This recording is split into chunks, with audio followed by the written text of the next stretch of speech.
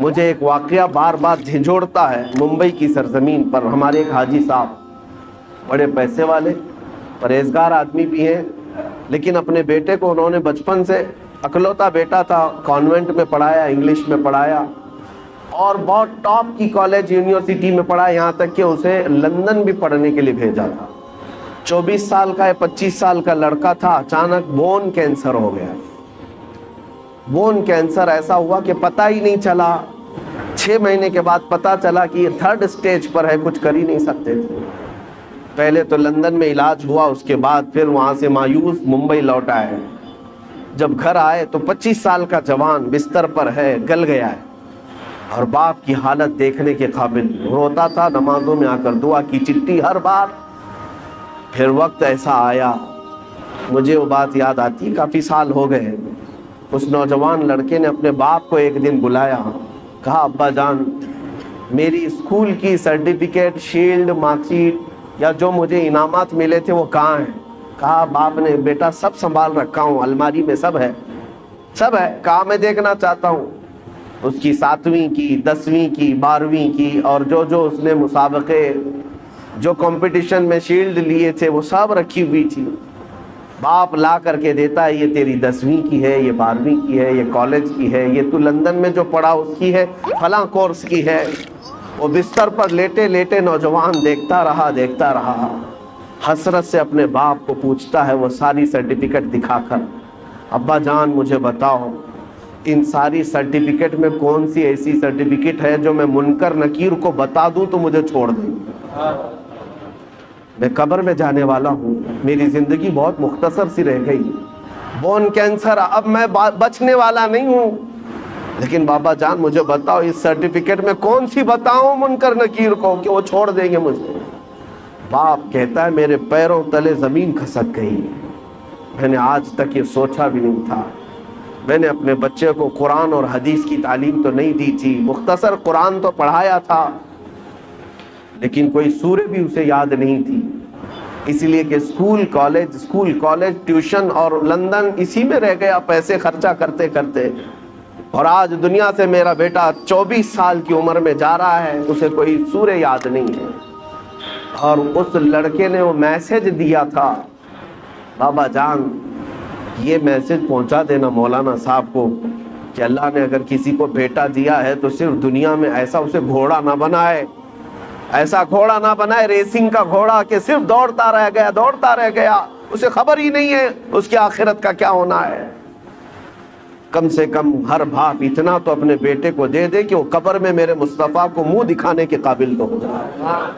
نبی پاک صلی اللہ تعالیٰ علیہ وسلم قبر میں تشریف لائیں اور پوچھیں کہ میرے لیے کیا لایا ہے تو تمہارا چہرہ کھل تو جائے کہ یا رسول اللہ میں آپ کا ہوں، آپ کے لیے دنیا چھوڑ آیا ہوں. لیکن ہماری اتنی حیثیت نہیں کہ جا کر کے کہہ دیں. آج تو حالات ایسے ہیں کہ کل میں پوچھتا ہوں، قیامت کے دن ہم سے سوال ہوگا، آپ سے سوال ہوگا. اے نوجوانوں، اللہ تبارک و تعالیٰ اگر جوانی کے بارے میں تم سے یہ سوال کرے کہ تیری 25 سالہ زندگی تھی، جب تو 20 سے 25 سال کا تھا، 25 سے 30 سال کا تھا، تیرے پاس طاقت تھی، قوت تھی، تو جوان تھا، اس وقت تو کیا کر رہا تھا؟ رب تبارک و تعالیٰ کے ہاں ہر دن کا سوال ہونے والا ہے. اتنی بات یاد رکھو. حدیث میں ہے میرے آقا صلی اللہ علیہ وسلم فرماتے ہیں اس وقت تک میدان محشر سے کوئی ہٹ نہیں سکتا جب تک اپنی جوانی کا حساب پورا نہیں دے گا. دینا ہوگا. تم سے اگر یہ پوچھا جائے، رب تعالیٰ اگر یہ پوچھ لے جب میرے نبی کی شان میں گندی گالیاں دی جا رہی تھی، اے جوان تو کیا کر رہا تھا؟ کیا تم یہی جواب دو گے کہ رات بھر میں گیم کھیل رہا تھا؟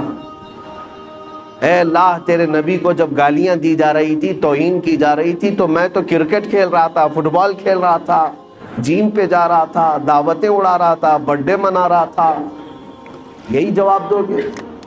ہمارے پاس ہے کیا چیز؟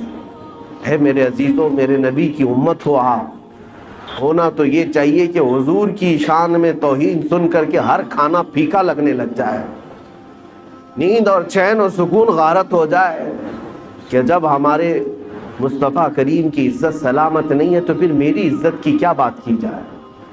بہرحال آج احساس میں دلانے آپ کے سامنے کھڑا ہوں اب فیصلہ آپ کے ہاتھ میں ہے.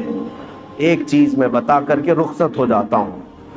جنازہ اٹھے گا اپنا، ہمارے گھر سے نکلے گا، کس میدان سے نکلے گا پتہ نہیں ہمیں، لیکن اتنی بات معلوم ہے کہ قبرستان جانے سے پہلے جنازہ یہ سب کے ساتھ ہوگا، سب کے ساتھ ہوگا.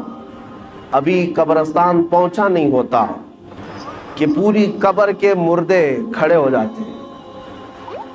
اگر کوئی غلط آدمی کا جنازہ آ رہا ہے، گنہگار کا آ رہا ہے، تو وہ کھڑے ہو جاتے ہیں اور کہتے ہیں اے رب ذوالجلال اسے ہمارا پڑوسی نہ بنا، اسے اس قبرستان میں داخل ہونے نہ دے، اس لیے کہ آج وہ آئے گا، دفن ہوگا، اس پر تیرا عذاب ہوگا، جس کی وجہ سے ہم سب کا چین اڑ جائے گا. مردے کھڑے ہو کر کے پناہ مانگتے ہیں اللہ کی بارگاہ میں کہ ایسا منحوس شخص اس قبرستان میں نہ آنے پائے. لیکن ایک موت ایسی بھی ہے کہ میرے مصطفیٰ کو راضی کر کے دنیا سے گیا، خواہشات کو ٹھوکر مار کر کے گیا، اپنی نمازیں، سجدے اور ذکر و اذکار لے کر کے گیا. تب بھی قبرستان کے مردے کھڑے ہوتے ہیں اور عرض کرتے مولا جو جنازہ آ رہا ہے اسے ہماری قبر کے بغل میں دفن ہونے کی اجازت ہے، اس لیے کہ آج سے تو اس پر اپنی رحمت کے دروازے کھولے گا، ان بارشوں کی چھینٹیں ہماری قبروں پر بھی پڑیں گی. فیصلہ تمہارے ہاتھ میں ہے کس جنازے میں لیٹ کر جانا چاہتے ہو.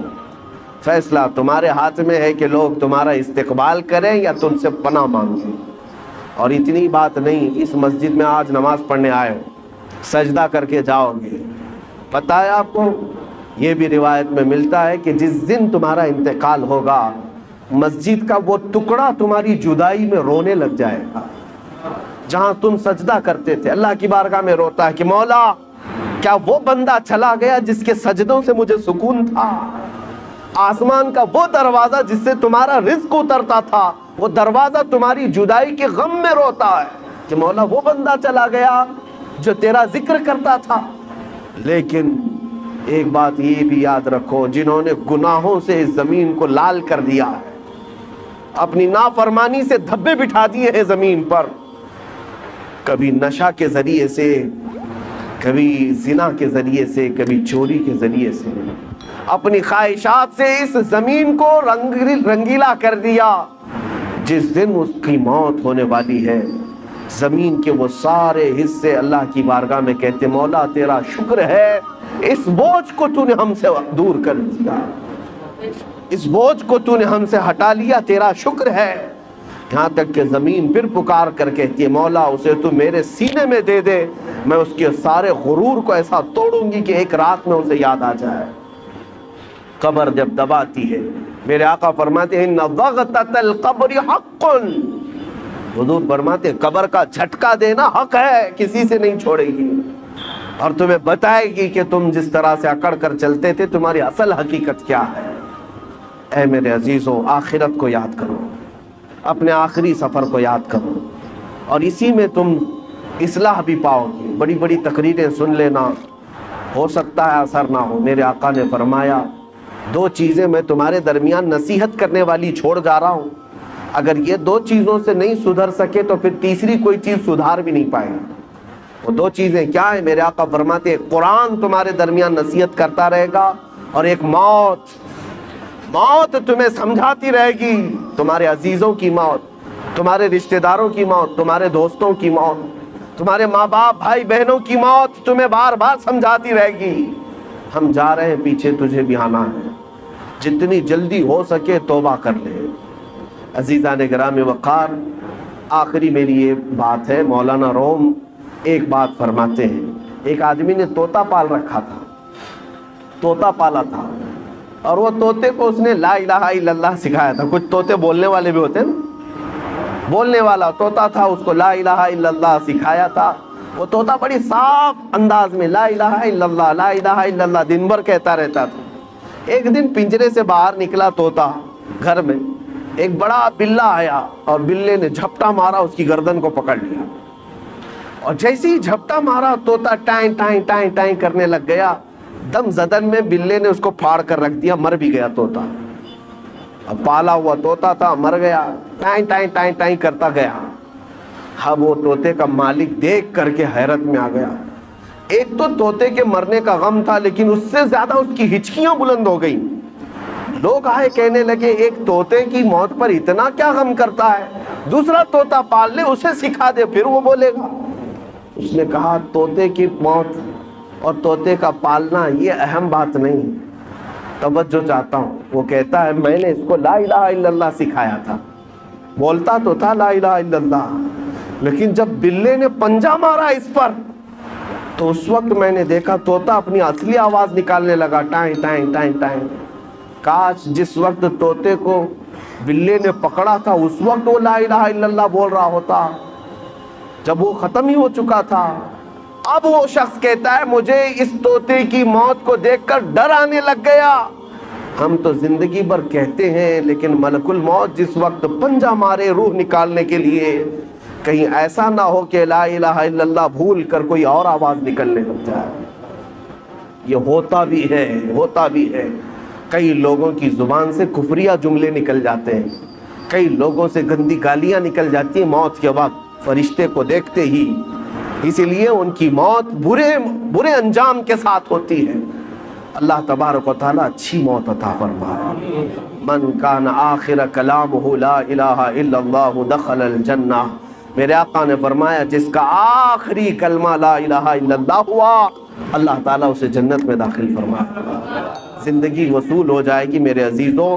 صرف میں نوجوانوں سے اتنا کہوں گا، بقیہ جو تمہارے پاس ٹائم ہے، لیمیٹڈ پیریڈ ہے، آؤ میرے نبی کو راضی کرنے پر چلتے ہیں، آؤ میرے آقا کو پکار کر کہتے ہیں یا رسول اللہ میں نے دنیا کے پیچھے بہت دوڑا لیا، دنیا کے اقتداء کرنے میں میں نے سب کچھ بدل لیا، کبھی اس کے کپڑے پہنتا تھا، کبھی اس کے کپڑے پہنتا تھا، کبھی چہرہ اس کی طرح بناتا تھا، کبھی بال اس کی طرح بناتا تھا، میں نے ساری دنیا کے بڑے بڑے ہیرو، ایکٹر، سٹار، فلم والے، ان سب کو دیکھ کر کے اپنی زندگی کو بدل ڈالا۔